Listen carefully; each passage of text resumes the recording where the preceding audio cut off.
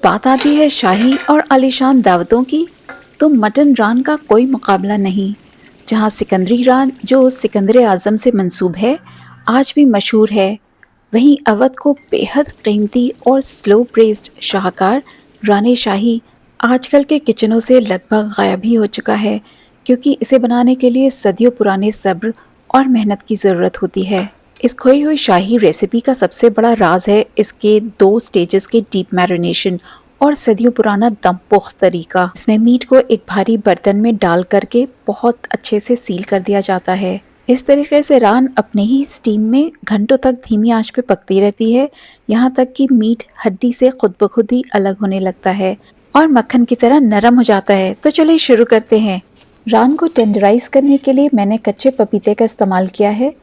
इसके एक छोटे से टुकड़े को छोटा छोटा काट करके इसे पानी में थोड़ा सा मिला करके छिलके समेत पीस लेंगे। मैंने तकरीबन 2.5 किलो का मटन लेग लिया है, जिसे मैंने बहुत अच्छे से धो करके पैट ड्राई कर लिया है। इस डिश को बनाने के लिए मीडियम साइज का मटन लेग अच्छा होता है, तो बहुत न ज़्यादा छोटा लें और ना ही बहुत ज़्यादा बड़ा। मैंने पहले से ही अपने बुचर से कह के डीप कट्स दोनों तरफ लगवा लिए हैं। इस जॉइंट पे एक कट लगा लेंगे जिससे रान फोल्ड हो जाए और बर्तन में अच्छे से फिट हो जाए। इसी तरह रान के दूसरी तरफ भी डीप कट्स लगा लेंगे। ये कट्स इतने डीप होने चाहिए कि बीच में जो हड्डी आए उसे टच करे। पहली मैरिनेशन में सबसे पहले नमक को छिड़क देंगे दोनों तरफ से और उंगलियों की मदद से बहुत अच्छे से मसाज करेंगे, जिससे नमक हर कट्स में अच्छे से जज्ब हो जाए। रान के दोनों साइड डीप कट्स में नमक को अच्छी तरह से रब करने के बाद एक बड़े नींबू के छिलके से जेस्ट निकाल देंगे कुछ इस तरह से, और उसको कट करके उसका जूस निकाल लेंगे। अगर आपके पास बड़ा लेमन नहीं है तो आप 2 छोटे ले सकते हैं। लेमन जेस्ट और जूस को रान के ऊपर इस तरह से पोर कर देंगे और दोनों तरफ से बहुत अच्छे से मसाज करते हुए रब कर देंगे। लेमन जेस्ट डालने से बहुत ही ज़बरदस्त टेस्ट आता है, तो आप भी इसी तरह ट्राई करिएगा।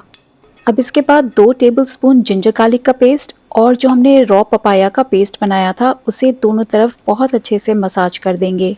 जिंजर गार्लिक फ्रेश पीसें और पपीते को उसके छिलके के साथ ही पीसें। रान पपीते से ही टेंडराइज होगा। इस तरह से हमारी पहली मैरिनेशन मुकम्मल हुई, जिसमें हमने salt, lemon juice, ginger garlic paste और पपाया पेस्ट लगाया है।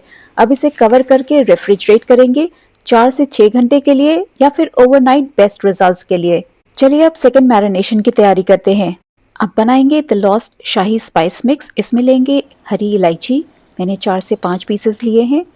लौंग लेंगे 4 से 5। इसके बाद एक पूरा ब्लेड जावित्री का, 1/4 हिस्सा जायफल का, इसको ज़्यादा नहीं इस्तेमाल करिएगा। 1 इंच दालचीनी का टुकड़ा, 2 मैंने छोटी पीपली ली है, इसे लॉन्ग पेपर भी कहते हैं, इसका भी ज़्यादा इस्तेमाल नहीं करिएगा। और 1 टीस्पून शाही ज़ीरा। इन सभी मसालों को बारीक पीस लेंगे कुछ इस तरह से। इसके बाद 1 कप भुनी हुई प्याज को दरदरा पीस करके इसे भी शामिल कर देंगे। अब 1 कप में बादाम, काजू और इन दोनों चीज़ को गर्म पानी में कम से कम 20 मिनट तक सोक कर लेंगे। अब एक बड़े से बोल में सारे मसाले को ट्रांसफ़र कर देंगे और तीखेपन के लिए पीली मिर्च 1 टीस्पून भर करके ऐड करेंगे। बहुत अच्छी खुशबू और रंगत के लिए आधा कप सैफरन मिल्क ऐड करेंगे। जब नट्स सोक हो जाएं तो बादाम के छिलके उतार करके थोड़ा थोड़ा पानी ऐड करके एक स्मूथ सा पेस्ट बना लेंगे। 1 कप मैंने हंग कर्ड लिया है। एक साफ मसलिन कपड़े में दही को मैंने रख करके 1 घंटे नल पे लटका दिया था, तो इस तरह से हंग कर्ड बन गया था। सभी इंग्रेडिएंट्स को बहुत अच्छी तरह से मिला लेंगे। मटन को पहली मैरिनेशन के बाद फ्रिज से निकाल लेंगे।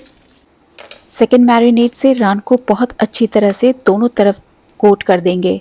डीप कट्स में उंगलियों की मदद से मैरिनेट लगा करके बहुत अच्छे से मसाज करें। जितना अच्छा मैरिनेट बनेगा रान उतना ही अच्छा बनेगा।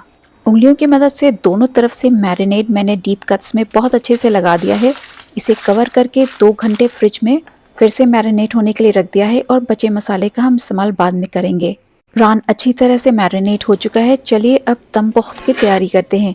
मैंने एक बड़े साइज़ का लगन लिया है और उसी घी का इस्तेमाल किया है जिसमें मैंने प्याज तले थे। रान को पकाने से पहले हमें दोनों तरफ अच्छी तरह से गोल्डन सियर करना होगा। इसको करने के लिए मीडियम हीट पे 4 से 5 मिनट दोनों साइड पकाएंगे और बहुत ही केयरफुली उसे पलट देंगे। आप देख सकते हैं हल्का हल्का गोल्डन कलर आ गया है। इस प्रोसेस को स्लो ब्रेजिंग कहते हैं। इस टेक्निक से रान की बाहर की स्किन सेयर हो जाती है, जिससे अंदर का मॉइस्चर लॉक हो जाता है और रान बहुत ही जूसी और टेंडर बनता है। जब रान दोनों तरफ से सेयर हो जाए तो बचे हुए मैरिनेड में पानी मिला करके उसके ऊपर डाल देंगे और थोड़ा पानी और ऊपर से डाल देंगे।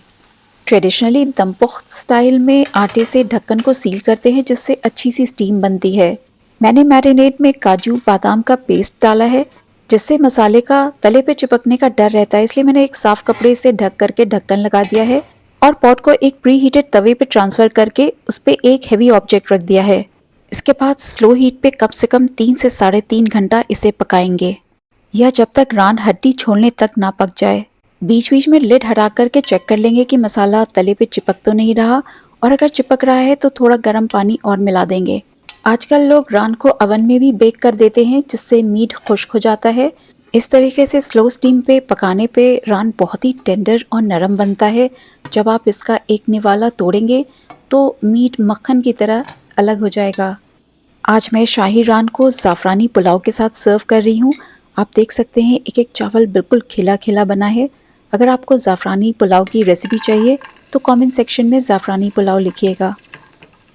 रान को और पुलाव को ऊपर से गार्निश करने के लिए मैंने कुछ बादाम सोक करके पील करके उसे फ्राई कर लिया है। पूरे 3.5 घंटे हो गए हैं। चले रान को चेक करते हैं। बहुत ही ज़बरदस्त खुशबू आ रही है और आप देख करके समझ सकते हैं कि रान किस कदर ज़बरदस्त बना है। चलिए अब इसे गर्मा गर्म सर्व करते हैं। मैंने एक बड़े से प्लेट में ज़ाफ़रानी चावल निकाल लिए हैं।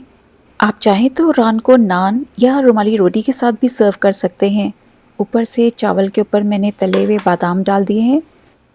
रान को बहुत एहतियात से निकाल करके एक बड़े से प्लेट में रख देंगे और ऊपर से सालन डाल देंगे।